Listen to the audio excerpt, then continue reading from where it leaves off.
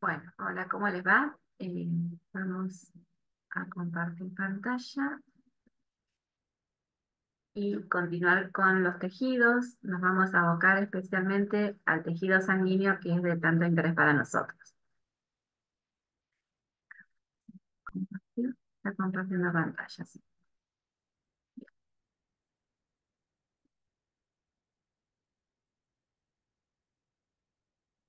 Bueno, ahí está. No puedo cerrar esto. A ver,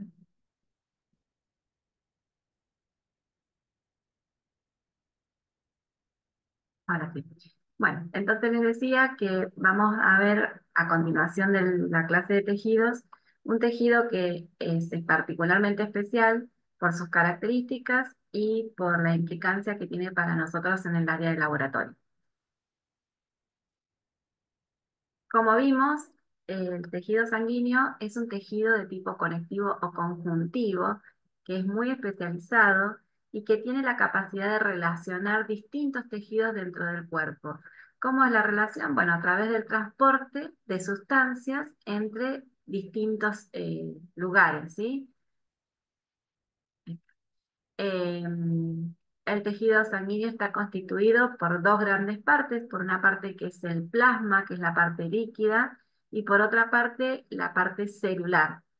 El plasma tiene principalmente agua, pero además contiene en forma disuelta, de sales disueltas o de sustancias disueltas, proteínas, aminoácidos, hormonas, glucosa para la energía, anticuerpos para el sistema inmune, dióxido de carbono para poder eliminarlo en los pulmones, urea, creatinina, entre otras sustancias, ¿sí? Y las células están compuestas principalmente por los eritrocitos o glóbulos rojos, los leucocitos y las plaquetas. Dentro de los leucocitos los podemos agrupar en dos, que son los granulocitos y los agranulocitos. Esto tiene que ver con la cantidad de gránulos que tienen en su citoplasma. Las células, eh, los leucocitos son especialmente importantes en la respuesta inmune porque contienen distintos factores que van a atacar aquello que el sistema inmune quiere defenderse, que puede ser una bacteria, puede ser un parásito, puede ser un virus. Parte del sistema inmune son los leucocitos que tienen algunos, unos gránulos bien marcados que si liberan ese contenido, eh, muchas veces tienen enzimas o toxinas para los agentes patógenos. Y esos son los neutrófilos, los eosinófilos y los basófilos. Mientras que hay otras células que pueden llegar a tener algunos gránulos, pero son muy escasos, pero que se los denomina agranulocitos, que son los linfocitos y los monocitos. Bueno, entonces decimos que la sangre es un tejido líquido y que tiene una consistencia densa, es entre 4 a 5 veces más viscosa que el agua y que puede tener tiene una coloración rojiza, ¿sí? De acuerdo a si se trata de sangre arterial o venosa, puede cambiar el color debido a la presencia de distintas hemoglobinas. En el caso del color rojo bien fuerte, lo vemos cuando la hemoglobina se une al oxígeno. La hemoglobina unida al oxígeno tiene una coloración un rojo fuerte intenso. Mientras que la carboxihemoglobina, que es la hemoglobina unida al dióxido de carbono, es una hemoglobina de un color rojo, pero más oscuro. Por eso es que cuando nosotros sacamos sangre de vena, muchas veces los pacientes se sorprenden, uy, qué oscura es mi sangre. Bueno, hay que aclararle que eso es normal, porque estamos sacando de la vena. Si nosotros sacáramos sangre de la arteria, que de hecho eh, se saca también, es una sangre mucho más rojiza. El volumen total de la sangre ocupa un 7% del peso corporal. Es decir, que si pensamos en una persona de unos 70 kilogramos, alrededor de 4,9, casi alrededor de 5 litros eh, contiene alrededor de 5 litros de sangre, ¿sí? Ese es el volumen promedio que tiene una persona adulta de sangre en su organismo. Y además también pensemos que es un tejido que se está reponiendo constantemente. Este tejido deriva del mesodermo, de un tejido llamado mesénquima, derivado justamente del mesodermo, que tiene células muy indiferenciadas y pluripotentes. ¿Qué significa esto? Que de esas células indiferenciadas se pueden diferenciar distintas líneas de células sanguíneas, dependiendo de qué, del código genético específico, del ambiente donde se alojen esas células que lo rodean y que inducen a que se diferencien en un tipo especial de célula. Entonces, esto es lo que vemos acá. Este proceso de diferenciación desde la célula más indiferenciada a cada una de las células sanguíneas es lo que se llama hematopoiesis. No encontré una figura que se vea más grande, pero bueno, espero que lo puedan ver bien. Yo se los voy a ir describiendo cómo es el proceso de hematopoiesis, este proceso de formación de las células sanguíneas.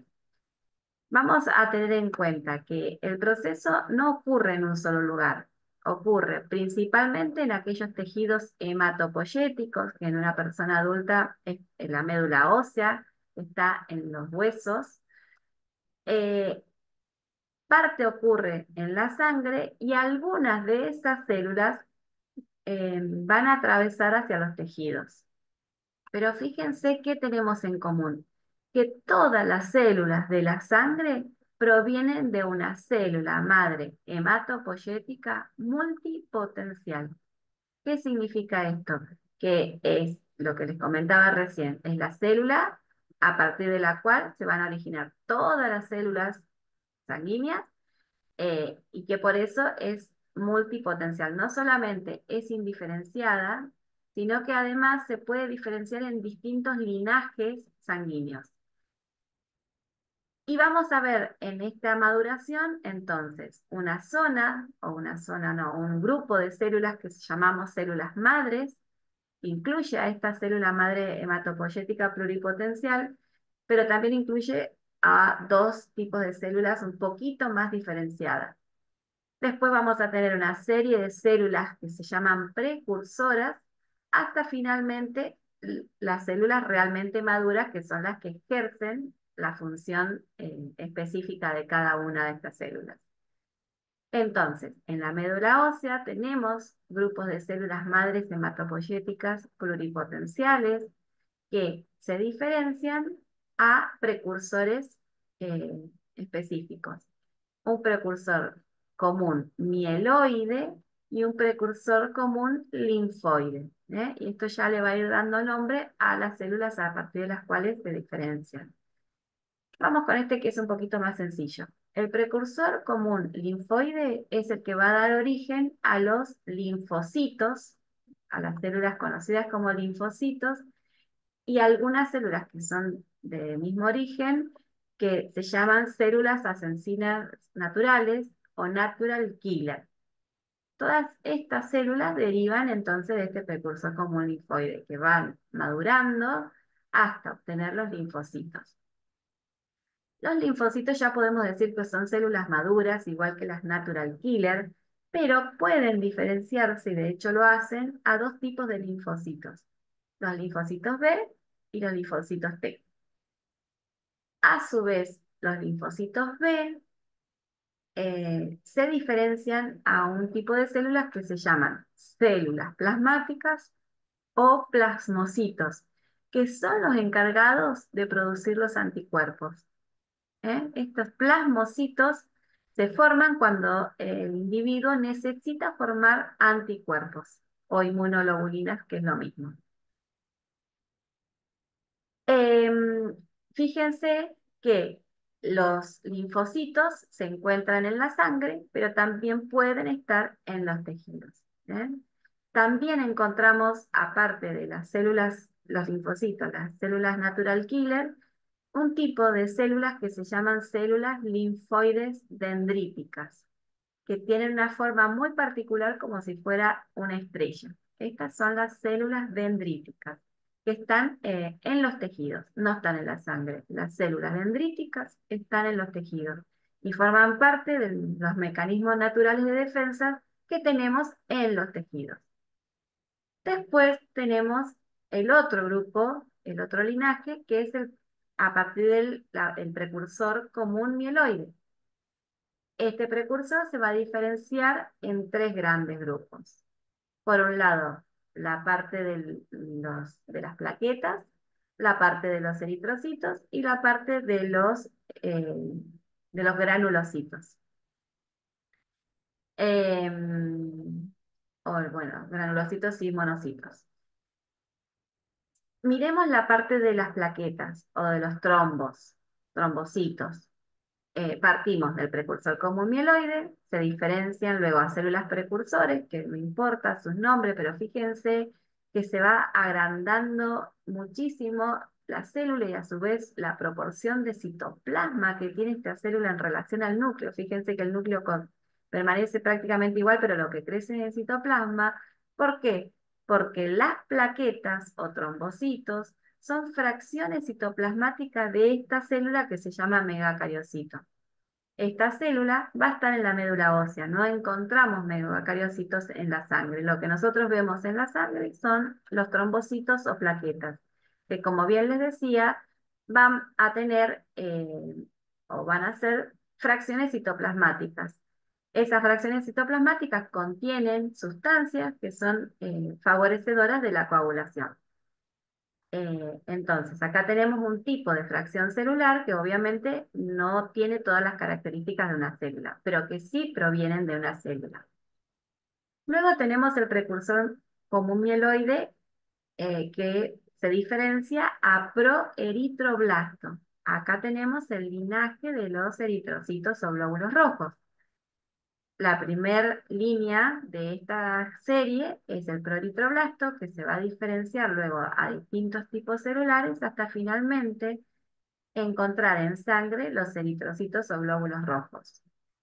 Fíjense que partimos de una célula muy madura, que se madura lentamente, una célula con todas las características celulares, con su núcleo, con su citoplasma, va madurando. Fíjense que esta especie se llama eritroblasto, que contiene núcleo como muy condensado, con un poco de citoplasma, hasta, bueno, condensarse aún más y ir adquiriendo las características típicas de un eritrocito. ¿Qué pasa con el eritroblasto? El eritroblasto, antes de salir de la médula ósea, pierde el núcleo y se transforma en eritrocito. Estos eritrocitos eh, tienen todavía mucho contenido eh, de ribosomas, por ejemplo, eh, que producen todavía proteínas, que es tan importante para la formación de la hemoglobina, por ejemplo, eh, y se llaman eritrocitos policromáticos o reticulocitos. Estos reticulocitos son más abundantes en médula ósea, pero a veces, en, en un caso donde la médula ósea está produciendo gran cantidad de eritrocitos, por ejemplo, por una hemólisis, por una pérdida de sangre, nos vamos a encontrar en sangre con estas especies un poquito más inmaduras, los eritrocitos. Pero la que nosotros sí o sí vamos a ver en la sangre son los eritrocitos maduros, ¿eh? Esos eritrocitos discos bicóncavos típicos que observamos en la sangre. Luego tenemos la serie de los mieloblastos, donde a partir de estos obtenemos todos los granulocitos y los monocitos. Los granulocitos dijimos que son los que tienen gránulos, entre ellos los basófilos, neutrófilos y eosinófilos, ¿sí? Fíjense que se diferencian en su morfología, en la cantidad de gránulos, en la cantidad de lóbulos que tienen sus núcleos. Y la otra serie es la de los monocitos, que parte de una precursora que se llama monoblasto, ¿sí? El monoblasto se diferencia luego a monocito. Los monocitos que están en circulación sanguínea pueden trasladarse a los tejidos sanguíneos, perdón, a los tejidos periféricos y transformarse en células locales de los tejidos, como los macrófagos o como células dendríticas de línea mieloide. Estos macrófagos y células dendríticas son células del sistema inmune natural que está para la defensa en los tejidos también, ¿sí? Y que muchas veces, de acuerdo al tejido donde se encuentra, son muy especializadas. Por ejemplo, nosotros vimos que las células del sistema inmune que están en el sistema nervioso, por ejemplo, se llaman células gliares, de la glía, porque son células típicas de ese tejido, pero que son derivadas de un monocito que se movilizó específicamente ese tejido. Y por otro lado, directamente tenemos a partir de este precursor común mieloide, un tipo de célula que se encuentra en los tejidos y no en la sangre, que son los mastocitos, y que no pasa por sangre, va directamente a los tejidos, ¿sí? Trasladado probablemente a través de componentes sanguíneos, pero que no se van a ir a ubicar directamente a los tejidos. Entonces, repasando, esto es cómo se forman las células de la sangre, para constituir el tejido sanguíneo, la parte celular de ese tejido sanguíneo, donde este proceso tiene dos lugares fijos, dos lugares típicos que son la médula ósea, o en algunos casos vamos a ver que puede ocupar este lugar el hígado en los recién nacidos o en la formación fetal. Después la sangre y algunas de esas células van a ir a los tejidos. Partimos de una célula madre pluripotencial, hematopoyética pluripotencial, que se va a diferenciar en dos grandes linajes, mieloide y linfoide. A partir del mieloide se forman las plaquetas, los glóbulos rojos, los granulocitos y los monocitos, y a partir del precursor linfoide se forman los linfocitos, más las natural killer y también las células dendríticas linfoides. Parte de algunas de estas células van a aparecer en los tejidos, van a trasladarse a los tejidos como los macrófagos, las células dendríticas y bueno, en este caso los plasmocitos están en sangre. No sé por qué lo ponen en los tejidos, pero porque no les debe haber quedado el lugar. Bueno, espero que se entienda. Entonces decíamos que ¿dónde se origina? ¿Dónde ocurre este proceso? En el embrión el principal lugar es el saco vitelino, ¿no? Hay como unos islotes en un lugar que se llama saco vitelino que contiene estas células madres a partir de las cuales se diferencia del resto de las células. Después en el feto se va ubicando en el parénquima hepático, en ese tejido hepático que luego va a diferenciarse al hígado. Allí es donde toma lugar esta hematopoiesis, al menos en los pasos iniciales, ¿no? Y luego en la vida postnatal, el lugar donde ocurre es en la parte interna de algunos huesos, que se llama en la médula ósea roja, que contiene todas estas células indiferenciadas, precursoras, a partir de las cuales se forman después las células sanguíneas.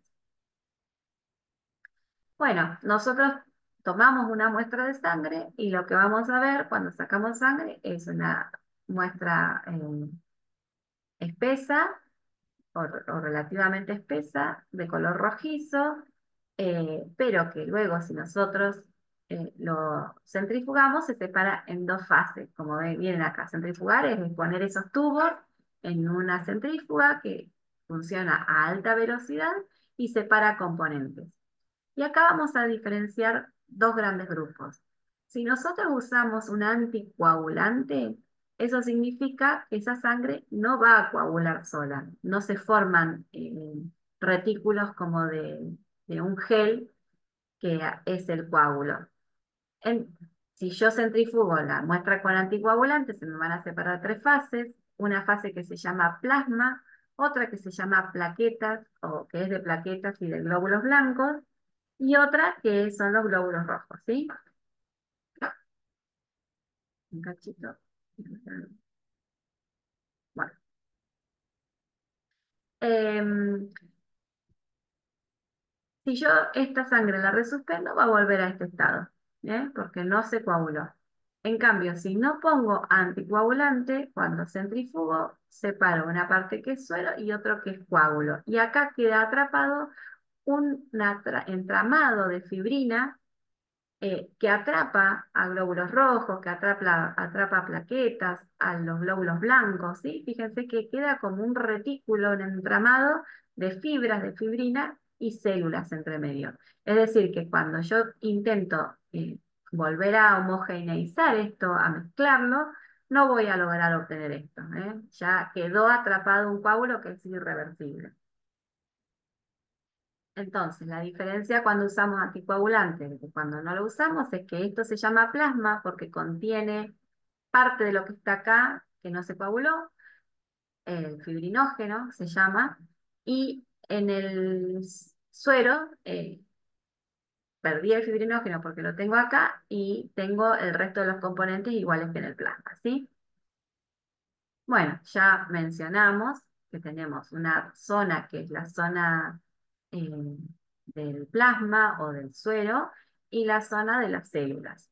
El plasma contiene principalmente agua, pero también tiene iones, proteínas, otros nutrientes como vitaminas, glucosa, desechos también y gases, ¿sí? Como el oxígeno y el dióxido de carbono. Y en esta fracción es donde están las células que vimos recién, los glóbulos rojos, las plaquetas y los glóbulos blancos. Cabe destacar, que eso por ahí no lo mencioné, es que estos son las plaquetas, estos son los glóbulos rojos y todos estos son los glóbulos blancos, ¿sí? Para agrupar en forma más general. O sea que glóbulos blancos tenemos una gran cantidad de tipos.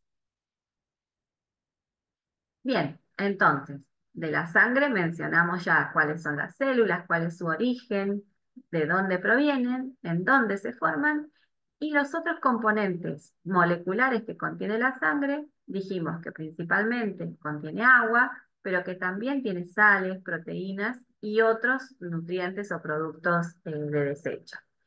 El agua va a estar constituyendo el 90% de la composición de la sangre. Fíjense que la mayor cantidad de componentes de la sangre es agua y que la cantidad de agua va a estar regulada por distintos órganos, por los riñones a través de la orina, por la piel a través de la sudoración y por los pulmones también que intervienen en la termorregulación del cuerpo, ¿sí? Las sales minerales pueden ser de distintos tipos, como cloruro de sodio, cloruro de potasio, bicarbonatos, fosfatos, carbonatos, magnesio, ¿sí? Son electrolitos que provienen de los alimentos y del propio metabolismo del cuerpo y que son fundamentales para el funcionamiento del organismo. Las proteínas son componentes de mayor tamaño que pueden estar sintetizadas o en el hígado o en algunas células de la sangre, como vimos hoy, cuando yo les mencioné que los plasmocitos son o células plasmáticas son los encargados de producir inmunoglobulinas o anticuerpos, que son proteínas, ¿eh? Entonces, esas proteínas se forman en el hígado o en las células de la sangre, que se llaman células plasmáticas. Funciones de las proteínas, vamos a verlas, tienen muchísimas funciones porque hay una gran diversidad de proteínas, pero ejercen una función importante en la presión osmótica, en la viscosidad, en la regulación del equilibrio, en la inmunidad, en la coagulación sanguínea, entre otras funciones, ¿sí? Y otros componentes incluyen aminoácidos, glucosas, vitaminas, los gases, el oxígeno, dióxido de carbono, nitrógeno, y productos que son propios del metabolismo, como el ácido úrico, como la urea, la creatinina. Y también tenemos hormonas y anticuerpos, ¿sí? Que se forman en nuestro organismo. Entonces, las células sanguíneas o elementos formes de la sangre, podemos decir que son los glóbulos rojos, los glóbulos blancos o leucocitos y las plaquetas. A los glóbulos rojos también los podemos llamar eritrocitos o hematíes. Los glóbulos blancos son todo este grupo que tenemos acá y las plaquetas, como bien les dije, tienen el aspecto de fracciones citoplasmáticas. Por lo tanto, vamos a ver los glóbulos rojos, que son células que les falta el núcleo, las plaquetas, que son fracciones citoplasmáticas, y el resto que son células completas, ¿sí? En un frotis sanguíneo, esta fotografía ya la hemos visto, cómo es que lo podemos observar a través de una coloración que se utiliza del frotis sanguíneo. De la coloración se llama Mayrum Walchienza, que tiñe a los núcleos de un color, el citoplasma de otro, los gránulos pueden diferenciarse muy bien. Fíjense los gránulos grandes que tiene esto. Esto tiene gránulos más pequeños, esto también es un intermedio de un color más rosita, y los eritrocitos tienen esta forma. Esto que ven acá chiquitito son las plaquetas. ¿Eh? Bueno, si hablamos de los eritrocitos, dijimos que tienen una forma típica que es como un disco, pero que es bicóncavo, es como que está aplastado de ambos lados desde el centro. En los varones el valor normal va entre 5 a 5,5 millones por mililitro, mientras que en la mujer es un poco menos, de 4,5 millones por mililitro. Estos glóbulos rojos ocupan un 44% del volumen total de la sangre. Tienen alrededor de un 7,5 micrómetros de diámetro y viven 120 días.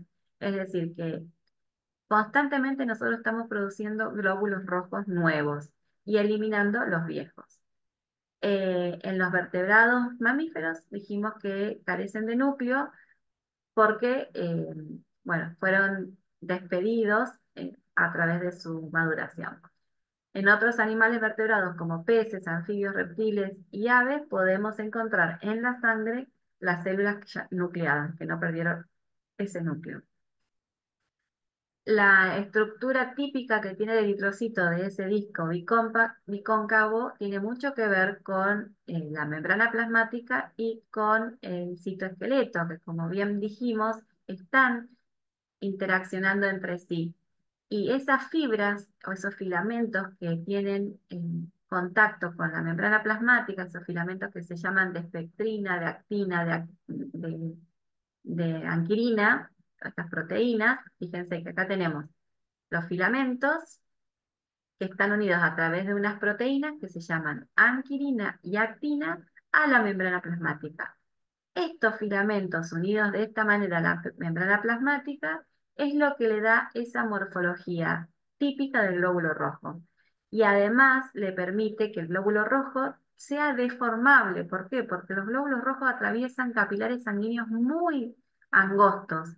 Esto es una figura, por ejemplo, donde los glóbulos rojos tienen que atravesar una zona muy angosta y toman distinta morfología y después vuelven a su forma normal. Los glóbulos rojos contienen en su interior esta proteína que es la más importante de todas para el glóbulo rojo, que es la hemoglobina.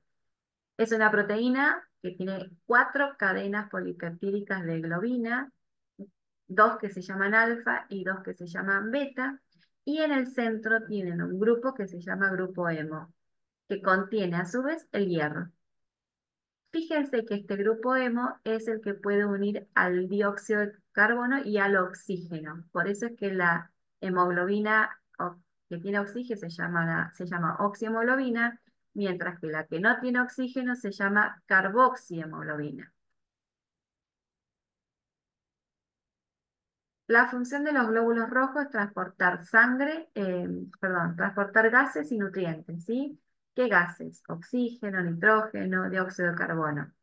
Recordemos que nosotros a través de la respiración ingresamos oxígeno a los vasos sanguíneos, ahí es donde se forma la oxihemoglobina, que va a ir a los tejidos a entregar ese oxígeno y los tejidos consumen ese oxígeno, producen dióxido de carbono, que también se va a trasladar a la sangre para unirse a la hemoglobina y formar carboxihemoglobina. Esa carboxihemoglobina en los pulmones despide el dióxido de carbono que puede eliminarse a través de la respiración. ¿Sí? Entonces, esto es lo que ocurre en los pulmones, esto es lo que ocurre en los tejidos.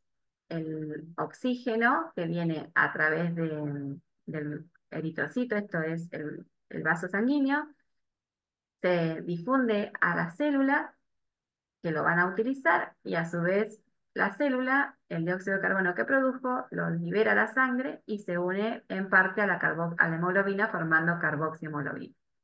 Otra vez de nuevo. Esto es en los pulmones, esto es en los tejidos. Este es el vaso sanguíneo y estas son las células del tejido adyacente. Por lo tanto, resumiendo, la función de los glóbulos rojos es transportar los gases, oxígeno, nitrógeno y nutrientes. Y esto permite también mantener el equilibrio ácido-base y la viscosidad de la sangre. Sabemos que, como ya hemos visto también y mencionado en otro momento, que los glóbulos rojos se pueden alterar y esas alteraciones pueden ser numéricas, es decir, en cantidad de glóbulos rojos o cantidad de hemoglobina, o en morfología, que lo vimos cuando vimos membrana, donde vimos que alteraciones en esa membrana plasmática o en la unión de la membrana con el citoesqueleto podía generar alteraciones morfológicas de los glóbulos rojos, por ejemplo, en lugar de que sean bicóncavos, que sea una esfera, y eso se llaman esferocitos, y hay una patología hereditaria que se llama esferocitosis hereditaria, donde hay una mutación que una de esas proteínas está alterada. Y por otro lado, les dije que esas alteraciones podían ser de tipo cuantitativas, es decir, que hay una cantidad anormal de glóbulos rojos o de hemoglobina. Definimos a la anemia a la disminución de la hemoglobina por debajo de los valores normales. Y policitemia decimos al aumento de los glóbulos rojos por encima de los glóbulos rojos normales. Una anemia se puede dar, por ejemplo, por pérdida de sangre, se puede dar por una hemólisis, porque tenemos glóbulos rojos alterados, y una policitemia, que es el aumento de los glóbulos rojos. Hay algunas enfermedades eh, hematológicas que producen aumento de los glóbulos, hay como una síntesis exageradamente elevada de glóbulos rojos, y también, por ejemplo, en los fumadores, que como necesitan más hemoglobina para poder transportar el oxígeno que necesitan esas personas, se sintetiza más cantidad de glóbulos rojos. Entonces tienen policitemia. Y finalmente, este grupo de células, que son los leucocitos, que son células nucleadas, que carecen de pigmentos, tienen alrededor de 4.000 a 9.000 células por mililitros. Comparemos con la cantidad de glóbulos rojos que dijimos que están alrededor de los 4,5 millones. Acá son 9.000, ¿sí? Tienen forma esférica y suelen modificarse también a formas ameboidales o pleomórficas, es decir, que cambian de forma de acuerdo a la función que tienen. Cuando están agrupadas en alguna inflamación, por ejemplo, tienen un color blanquecino y es lo que forma la pus. Las alteraciones que podemos encontrar pueden ser cuantitativas también, por aumento o por disminución. Cuando es aumento hablamos de leucocitosis, mientras que cuando es disminución hablamos de leucopenia. Y como ya vimos y mencionamos de nuevo, tienen núcleo, tienen gránulos, los granulocitos eh, van a diferir en las células en la cantidad de estos gránulos y en la cantidad de lóbulos que tienen esos núcleos, y los llamamos neutrófilos, linfocitos, eosinófilos, basófilos y monocitos.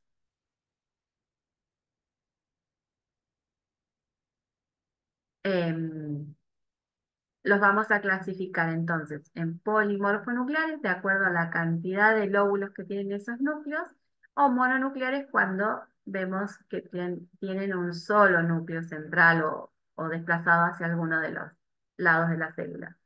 Los granulocitos dentro de los polimorfonucleares son los neutrófilos, eosinófilos y basófilos, y los mononucleares, que son agranulocitos, son los monocitos y los linfocitos T y B. Bueno, acá les quería agregar los linfocitos, que no estaban, ¿sí? Así queda completo.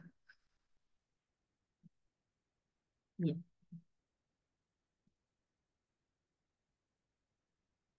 La función de los glóbulos blancos es principalmente, como ya les mencioné, la defensa ante microorganismos. Actúan principalmente fuera del torrente sanguíneo, pero también dentro del torrente sanguíneo. ¿Y cómo es que actúan afuera? Bueno, los leucocitos circulan en la sangre, pero tienen como radares, podríamos decir, tratando de detectar la presencia de alguna señal que indique que tienen que quedarse en algún tejido. Esas señales se llaman, o ese mecanismo de señalización se llama quimiotaxis. Ay, los quimiotaxis, no me salía la palabra. Que se generan en los tejidos por los propios agentes bacterianos o virales, eh, y son sustancias químicas que actúan como señales. La vida media de los glóbulos blancos es de aproximadamente 9 a 10 días. Fíjense que también es un tejido, son células que se renuevan constantemente, ¿sí? Bueno, con esto hicimos un pasaje por varias eh, características del tejido sanguíneo, desde de qué se trata el tejido sanguíneo, cómo está compuesto, los distintos elementos, dónde se originan, cómo se originan y cuáles son sus principales funciones. Bueno, espero que se entienda. Nos vemos en la clase.